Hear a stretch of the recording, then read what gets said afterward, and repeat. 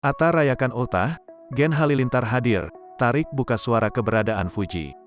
Fuji tak menghadiri pesta ulang tahun Atta Halilintar ke-28 pada Minggu, tanggal 20 November tahun 2022.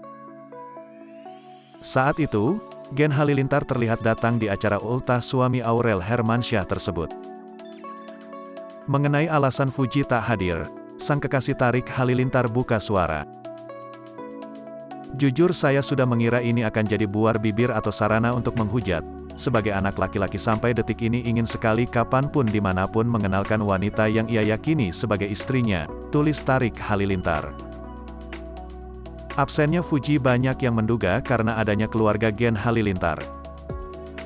Pasalnya, sebelumnya di tiap momen Atta maupun Aurel, Fuji biasa hadir bersama Tarik Halilintar. Karena itu, adik Atta Halilintar tersebut langsung mengklarifikasi soal Fuji. Rupanya, ia sudah mengira hal tersebut akan jadi bahan hujatan netizen. Dirinya lantas mengungkap ia ingin sekali mengenalkan Fuji kepada keluarganya. Lanjutnya, ia menjelaskan tak ingin memaksakan kehendak. Tarik pun berharap tak ingin ada kegaduhan atas permasalahan ini.